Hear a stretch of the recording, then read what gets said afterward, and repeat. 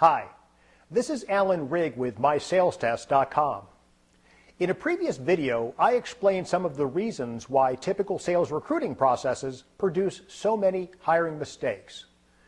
In this video, I'm going to discuss how to improve the quality of the subjective information that's gathered during the sales recruiting process by implementing a concept called performance-based recruiting. The basis of performance-based recruiting is we try to focus on identifying what a salesperson needs to bring to the table in terms of capabilities and what they have to be able to do to succeed in your sales position.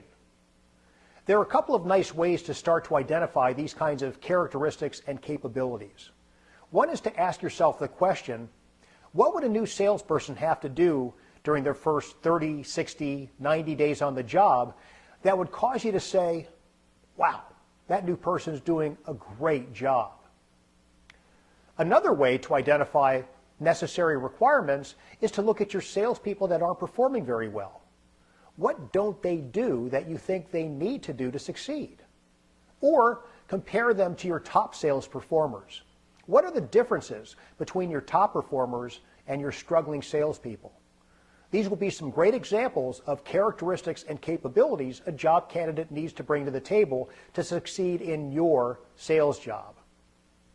Now, once you've identified these critical capabilities, you need to share them with job candidates throughout the entire recruiting process, starting with the recruiting ad. So let me tell you the structure for what I call a performance-based recruiting ad. It typically begins with some kind of headline, which hopefully is as compelling as we can make it. And I like to include some success factors in that headline. So perhaps leverage your relationships with a certain type of decision maker to achieve top sales earnings. And of course, there are lots of ways to structure a good headline, and my clients are very clever and they come up with great ones. What happens after the headline is I suggest you have 5 or 6 bullets that list some of the most basic capabilities someone has to have to succeed in your job.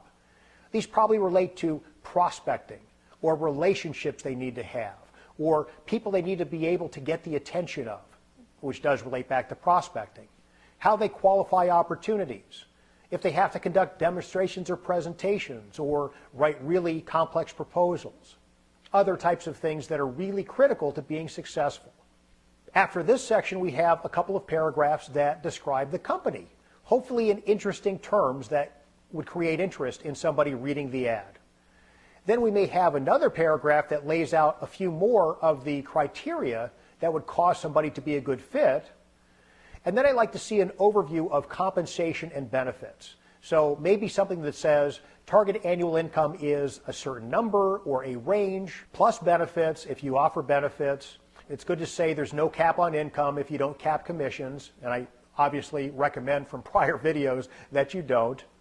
And then if there's anything else about your company that is unique or desirable, it's nice to list it. So if you have a real fast-paced organization or rapidly growing or a great camaraderie or something like that, it's just good to list those things briefly to try to attract attention. And then finally, close the recruiting ad with a statement that lets the candidate know what they should do if they want to respond. Now, obviously, this is a fairly long ad. It's not going to fit in a newspaper. And that's okay. I think most recruiting ads end up online these days anyway. What I typically recommend to clients is that they post their recruiting ads to either Monster.com or CareerBuilder plus Craigslist. I find that when we post a properly developed recruiting ad to either Monster.com or CareerBuilder plus Craigslist, and we're not in a geography where the market is really tight for good salespeople, we typically receive between 60 and 100 responses during the course of 30 days. Now, as we receive those responses, which of course are very front-end loaded, you get many more shortly after you post the ad than you do after a couple of weeks. But the next step is reviewing those resumes. What should you be looking for? And let me say it in one word: accomplishments. What did these people do that made them stand out? What awards did they win? How many times did they beat quota? Did they go to President's Club or win award trips? So what kinds of things did they accomplish? And of course, we're also looking for language that leads us to believe they can do the things that are listed in the bullets in our recruiting ad. Now, if we see a resume that looks interesting, I suggest the next step should be a 20 to 30-minute telephone screening call where you get on the phone with the job candidate and you talk about the most basic primary functions necessary to succeed in your sales job. If they can't do those things, they're not going to succeed. So that can usually take place in 20 to 30 minutes, and at the end of that call, you can make a decision as to whether the person has earned an in-person interview. Now, this process I just described is how to improve the quality of subjective information that we gather during the recruiting process.